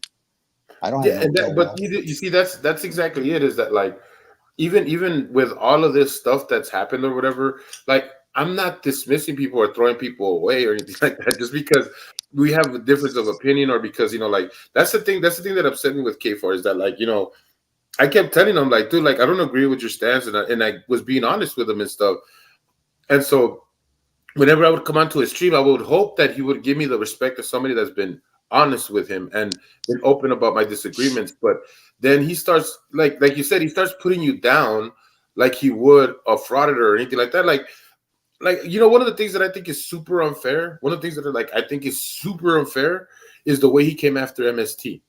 Because Oh yeah. MST wasn't really like, all he was saying was like, dude, like we don't like everybody else challenging you, but he saw something that MST he could talk about, and he just put it out there when, you know, like it's just like, it's one of those things. It's like, oh, here we go, I got a low hanging fruit guy, boom, let me go after him, and just treated him like a soft sit, like an auditor, and just acting like this guy. It's like MST is nothing of those things. Like he's nothing of those things, and you're over here treating him like that. It's fucked up, you know. Like, and it's like, stop doing that, because you know what you're doing. You're trying to discredit somebody when all he's doing is telling you to stop. You know, Well, hanging out. he's not just he's not hold on. He's not just trying to discredit people. He's trying to rally people behind him to discredit them. The way Right. he puts himself out there, because he's got all these subs, you know, and with all these subs, he thinks he's got. It's the same thing that what Kaiser does. He want people. I mean, the one thing I respect that Kfar doesn't do is block people. He blocked me for a little bit, but he unblocked me because I said that I know you're going to block me if I keep coming here to criticize. He did, and then he unblocked me. And you know, he doesn't delete comments. All my comments are still up from 2 months ago. Yeah. He won't delete make certain comments of mine to try to make himself look good. Unlike Kaiser, who, man, as soon as somebody puts in a comment that none of his mods like because they need to protect Kaiser, it gets it's gone. Yeah. And then they get timed out, and then they get blocked. I'm blocked. Both of my accounts are blocked.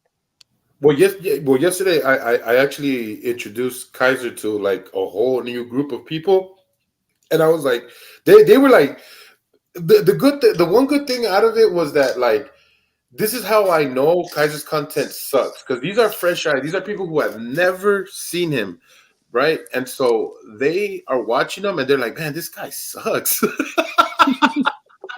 they're like, dude, this guy fucking sucks. We don't like him, right? Dude, It's like they're not even going off of all the things that I talked about. Like, they're just watching his content. They're just like, wow, this dude like really fucking sucks. Like they couldn't find any entertainment value in his content, right?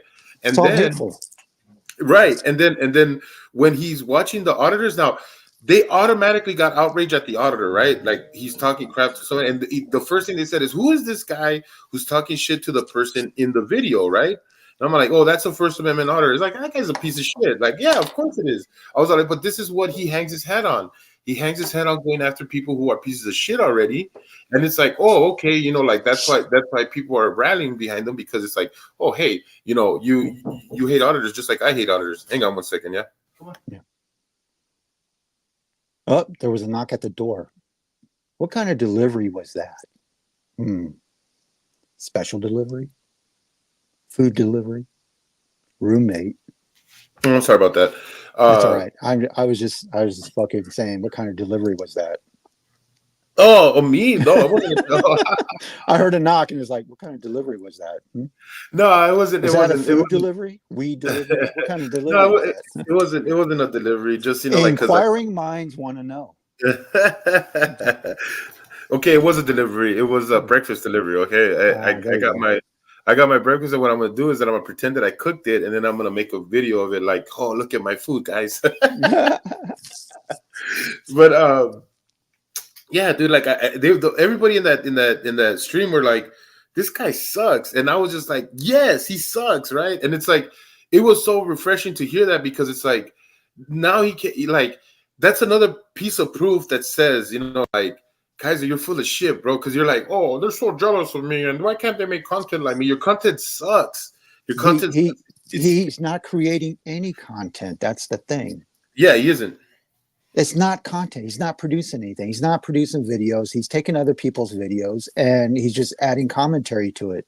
That's yeah, you got to do some editing, but you know, it's you. I mean, there's work involved with it, but you're taking somebody else's creation because you did not have an original idea. You know what I'm saying? I mean, yeah. So there's people that go after First Amendment auditors / frauditors, and they do it in an entertaining way, My thing I haven't seen, I'm trying to find, is a channel that covers Thanks, buddy. covers auditors slash frauditors and ask questions about not, why they doing this? Why does he think this? This is what this is actually is. Maybe they're right in some things and say, okay, he's right with that. Nobody can objectively cover these people and what you call it, and objectively cover and put out content. And you know what? I think it would fail because people go, this is boring. He's not hating on them. He's not calling them names, all that kind of stuff like that, Right. No, yeah, and it speaks to like the type of people. Again, I'm cool. I'm cool with having fun. I'm cool with having a good time and stuff like that. And I want to do that more often. I want to have panels where I'm having fun. That's why I like having Tats. Tats, by the way, if you're there, come up. Then I'm leaving, dude, because when you and Tats get together, it's we go off the rails. I know we go off the rails, but that's my muse, though. You know what I mean? Like I like that. I like going off the rails sometimes. I like having fun like that. It's not that like I don't want to have respect for the subject that I'm on. It's just that like my first thing is like it's just to have fun, right? Yeah. So that's kind of where I go with that, and where was I going with this point? You and Tats. The point is that I just like I want to have fun. I want to make content, but I want to make it my own content. I don't want to be behind. I don't want to be behind. Here's my advice to you, because I know what you're going to try to say. You're dabbing in different things, right? Kinda, yeah. Yeah, well, you're trying stuff out and you're doing it daily. Like I think it was, I don't know if it was me and Coded that said it. Make sure you have one time a week where you definitely will be on it all the time, and continue doing what you're doing, because as you weave your way through all these different subjects, you're going to hit on something that clicks with you and your audience. Right. And once you do that, then you start expanding on it and still dabble, because if you stay on one thing, it's going to get boring. Yeah, exactly. That's the thing, is that like I do it, and don't get me wrong, for anybody who's been on me on my live so far, everything that I've talked about I've had some sort of passion for. I don't talk about things that I don't have passion for, but at the same time, I don't want to overdo it with the same stuff. Like I mean, I wish I had the personality of somebody like SV. Like I do admire him a lot. So it's one of those things where it's like, like people probably like, hey, there you go sucking his dick again. But it's like, dude, it's just that. Hey, KFAR accused me of that too. So don't feel bad. But it's like, dude, it's like the man knows how to deal with people. Like, and I want to be able to deal with people in the same way. Like I want to be able to shrug things off and be able to like shame somebody who wants to come in and try to shame me. You know what I mean? It's like, that's such a cool thing to do. And so it's like, that when I feel confident in my skin like he does, I think I'll be a lot more confident in the subjects that I put out. You know how you get that confidence? And he'll say it. He don't give a fuck. Just like, a lot of people don't give a fuck, and that's why he's successful. He don't give a fuck. He can, and I feel the same way. He can walk away from this, and it ain't gonna mean shit. When you have that kind of attitude, you're gonna have that kind of confidence. That's the way I was. What way I am. 2009, I walked away from a band that was about to get signed to a major label. Whoa. So that pissed the three other guys off, but I'm more important. I could walk away from it. I see. And I'm trying to get that attitude. I don't know. I guess it's that whole, like I told you, it's that whole thing of dealing with loss and stuff like that, where like I tend to try to hold on things that I shouldn't. That's why I always say, like, that's where I messed up in certain areas, because it's like I'm always trying to hold on, right? And I shouldn't. When things are ready to go, should be ready to go. When things are in the past, right? In the past, you can look back and learn a lesson from them, but don't relive them, because there's nothing you can do to get that back. Right? There's nothing you can do. You can dwell in it, and that's not bad. But you're not going to do anything when you're in the moment. Right. It's bad for being in the moment. Yeah, exactly. Yeah, that's something that I'm learning. I'm learning to move on and not dwell. Also, not Just to don't let make the things. same mistakes. That's the thing. Don't keep Oh, kicking I over can your say that. feet over and over the same again. I can say I can say proudly that one of the things that I've never done is repeat the same mistake, and that's what I've always told people is like if you look at my history as far as like things that yeah, I've messed up, but I definitely have not done the same thing twice. That's one thing I can hang my hat on. I have not had the same mistake done twice. So I don't know if that speaks towards me learning my lesson or it just means that I'm just better, like I'm understanding of the situations around me. But one thing for sure, I've never made the same mistake twice. So that's one thing I can actually hang my I hat. got married twice. Oh no. And maybe I'll go for a strike three. That I don't blame you, man. Like I'm missing my girl so much right now, man. It's like I fucking hate my life because it's like I've gone on like 4 dates and it just doesn't work out. It doesn't it Nah, doesn't feel good. my It feels my advice is to live your life, and whatever person crosses your life, they're gonna cross it and they come into your life, and that's a natural way of doing it.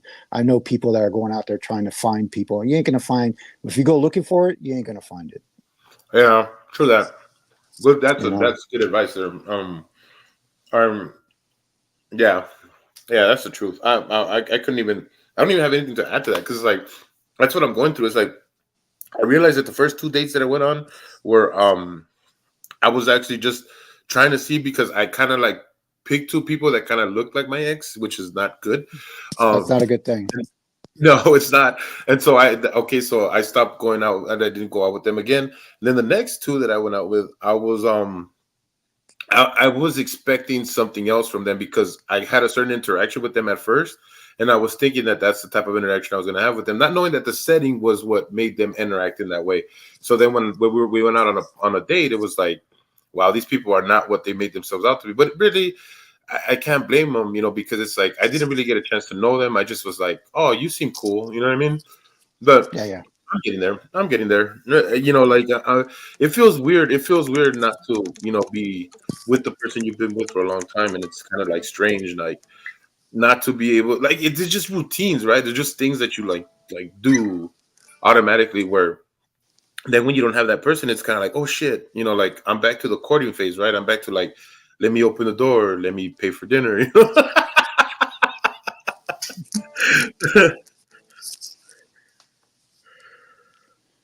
I see I that. thought Tats was here.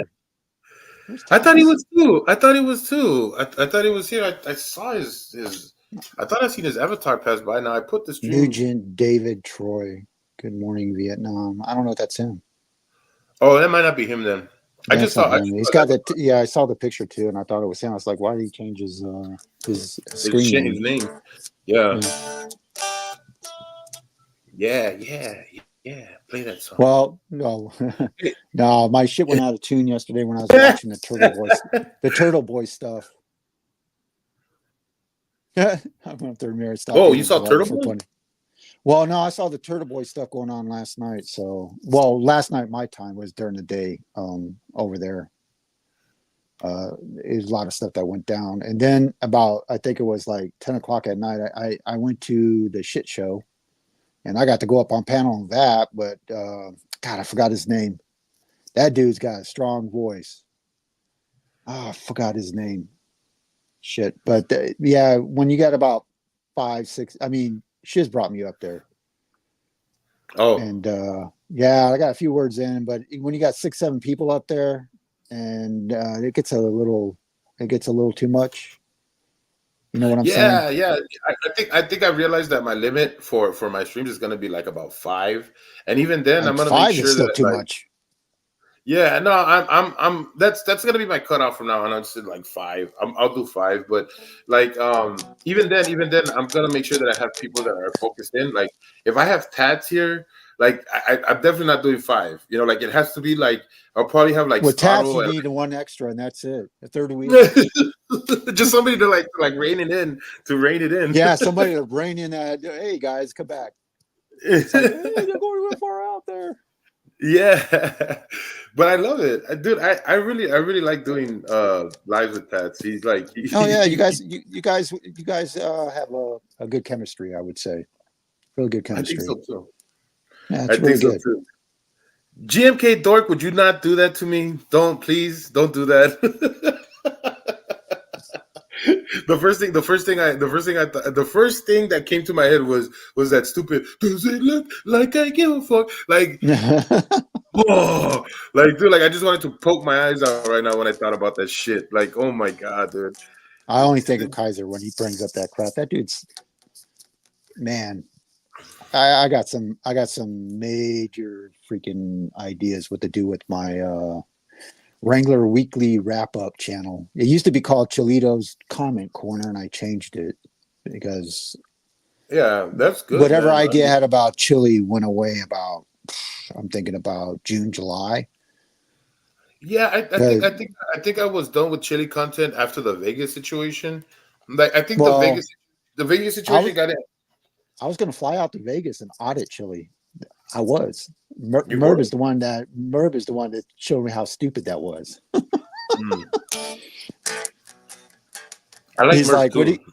well, he was like, what are you gonna do? Go out there and then get locked up in jail because you get in a fight with the guy, even if the guy starts it. And most likely, like what I learned in soccer is that whoever kicks you, whatever, when you retaliate, you're the one who's gonna get the yellow or red card. So Yeah. Yep. Yeah, that's kind of one of the things that I learned from taking my anger management. It's never the first punch that gets seen, right? It's the second one. So it's like sometimes being the bigger man just is the walk thing away. that, yeah. Just walk away. Yeah, that's why you know what song is consistently in my head? That What's that that? that Kenny Rogers song. You gotta know when Oh hold, yeah, know when to when hold up. Like that's like yeah, consistently and playing in my head. where to walk, when to walk away. Yeah, exactly. Like you just gotta know. You gotta know, and you You gotta know when pick you your got to battles. stand your ground. Yep. And I tell people all the time, like, one of my biggest, I think follies, or like one of the things that really hurts me sometimes is the fact that I automatically get defensive, and it's like I've been in so many verbal, like, debates, arguments, however you want to call them, that it just, like, I automatically get in that space, and sometimes it's not good. It's to my detriment. And Oh, so that's right, Scott Oates, the gambler. Yeah, it's the gambler. yeah, there you go, the gambler. Yep. Yeah, that song is consistently just playing in my head, and it helps me out because then sometimes I'm just like, oh shit, Jerry, like, this is not the time to be offensive, like, this is not the time to put your cards down, like, it's time to, like, like, chill the fuck out. And so yeah, I play that song consistently in my head, and it's really helped me out. Like, that actually was a technique, that was taught to me in anger management too. And it's like, you got to have something that's going to clear your mind up, and that song always clears my head up. And so Logan was in that side chat that day. I know you were there. I was definitely ready to buy a ticket to go to Vegas. I had enough with that fucking piece of crap. And like I said, all that anger towards chili there was something going on in my life at the time. yeah, that's what Kaiser needs to be playing all the time. Why the fuck you lying? Why Yeah. you lying? You know what? I think I'm gonna make that the outro song today. Is the original song, not the actual one that everybody plays. Is Why the fuck you lying? The I'm original coming up. song. I'm coming up with an intro song for you and a outro song for you. Oh my god, I would, dude. If you blessed me with that, dude. Oh my god, I would be over the It's cool. moon. Oh my god, I don't even know what to tell you, dude. Like, I like that stuff. That kind of stuff. I'm Like, still trying to figure out how hard hitting the song should be. I know it should. You know what? If I could give you some like a That'd be type of awesome. inspirational, like a type of inspiration, like the type of music that really chills me out and that I really like the old, like, 90s ska, like Oh, Sublime. You okay. know what I mean? Oh You know yeah. what I mean? I love Sublime, dude. Like, you know what I mean? Like that kind of style. So, like, that for if you could do something like that, perfect. You know, I mean, I know I put a lot of heavy metal with the Disturbed stuff, but Disturbed is like it's such an acquired taste. You know what I I used mean? to play Santeria. Oh yeah, yeah, I love Santeria, dude. I don't practice Oh, Santeria. yeah, and then there was the other one. Early in the morning. No, that's not the. That's Love Is What I Got. Yeah. Yeah, there you go. Yeah. Oh yeah, yeah. Well, a lot of people think that the inspiration for my name is because of Metallica, and I've kind of played with that. I've told people that it is, but it's not. Actually, if you guys want to know the actual inspiration for my name, and if you look at the lyrics on the background that I have right here, um, it's actually a Disturbed song, and it's called "Forgiven." I think it's called "The Forgiven" or something like that. But if you guys look it up, that's the actual inspiration for my name. So just another little thing you guys should know about me. I know a lot of people have told me, you know, Metallica, Unforgiven, and stuff like that. Absolutely, it's a good song, and it actually kind of goes with, with, you know, like what I felt, what I've known, never shine to what I've shown. I got you on that, but it's not that. It's actually the actual song that inspired my name is "The Forgiven," I believe, by Disturbed. So, or I think it's called "Forgiven to Me." Whatever, you'll know. You'll know when you look it up. It's from their third album, 10,000 Fists. So if you ever want to find out what my inspiration was, that was it. And I got some of the lyrics up in the background. Yeah, yeah, if you can see it. No, whoops, wait a minute. Lost Bernsey. Dude, I just got really big. Yeah, I know. I'm trying to go back to You it. scared me, dude. I'm trying to get back. I'm like, what did I do? What did I do? Oh, there we go. Yeah, so yeah, some of the lyrics are in the background. It's just it's how it's like, I don't know, for some reason that's what made me like put my name as that. And then later on, people would tell me like, oh yeah, you know, like, hey, is that a Metallica thing? It's like, no, not really, but there you go. Um, but yeah, I love Sublime, dude. Sublime is one of my favorite bands, and so Okay, like, well, I can make a heavy intro type thing, and then maybe a sublime-ish, skyish outro type thing. can Jerry sing like a Yeah, spoiled white boy? I yeah. don't know. I swear sometimes you're taking me for granted. No. Hey, Jerry, I gotta get off this thing. All right, buddy. I Hey, gotta man, I get going. appreciate you always, man. Thank you for All coming right. up. Thank you for having me, man, and I'll work on those tunes for you. Thank you, bro. No, hey, man, you're really like you're hitting the heartstrings, bro. You're hitting the heartstrings. I'm like, I'm not gonna cry. I'm not gonna cry. Don't cry. Don't cry. I'm hitting the guitar strings, not the heartstrings. All right, Jerry, I Have gotta a catch good you one, my later. friend. Have a good Peace one. out. You too, bud. Yeah, that was Bernsey. And by the way, Bernsey has his own channel, guys. If you guys didn't know, he has his own channel. So if you guys want to go over there and sub to him, you could be my guest. He's a good guy. He makes music, and he also has that other channel that's a anti-Kaiser channel. So if you guys could sub to both of them, I'd love it. I don't know if Danny's still here or if Lupe is here. If you guys can throw those links up, I'll throw them up in the. I'm trying to be more responsible too on that. I'm putting more links in the description. So I did it on the last live. I got to do it on this live too now. Now that Bernsey was here, I'm going to start being a little bit more aware of that kind of stuff because it's important. It's important to do that kind of stuff. So yeah, I got to do it for Bernsey, and Bernsey does have a channel. Wow, guys, it's always been 2 hours of this stuff. I'm glad you guys are here. I hope that everybody kind of like could see where I was coming from with certain things, and I hope you guys, you know, like take it for what it is. Just me trying to share a little bit of myself so that you guys can get to know me a little bit better. This is not like, you know, completely how streams are gonna go. Thank you, Scotto. Thank you. This is not how streams are gonna go. I'm gonna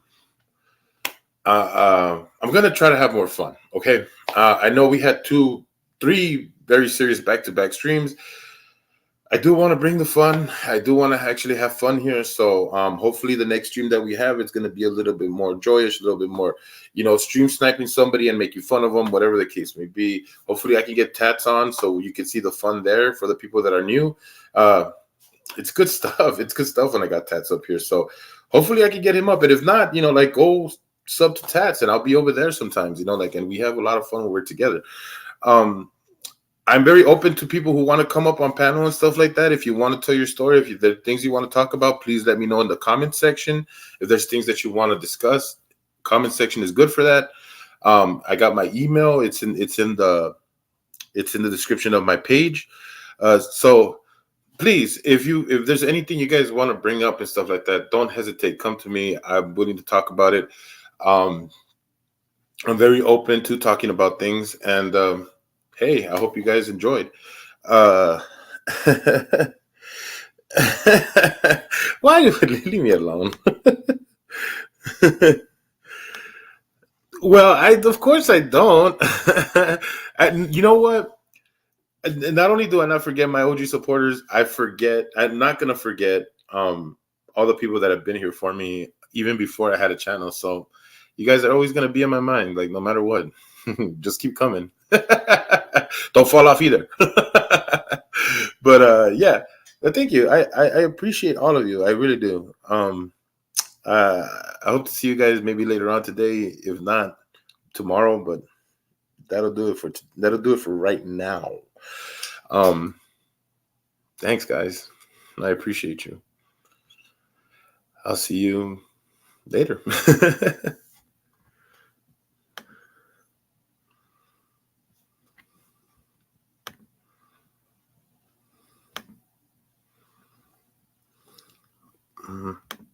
Darn it.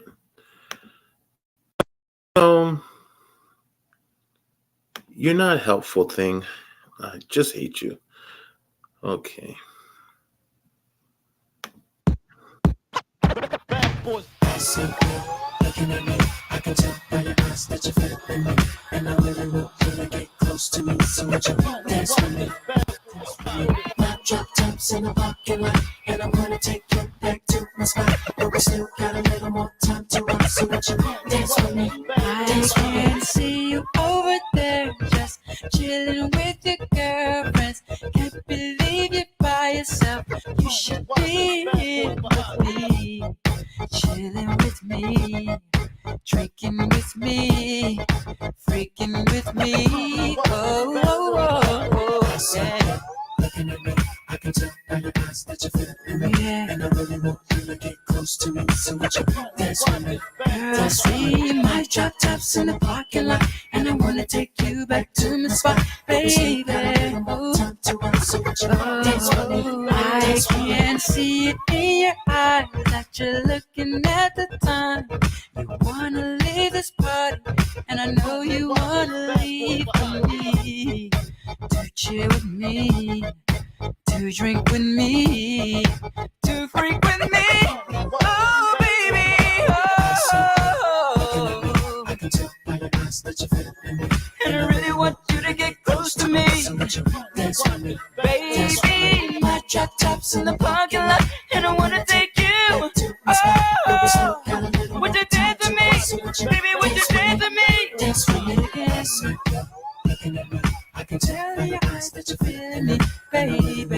get close to me. So would you Baby, dance with me. Drop tops in the parking lot. And I wanna take you back to my spot. And But we still really got a wanna little time to rock. So would you dance with me? Everybody sing along. If you're sexy and you know it, clap your hands.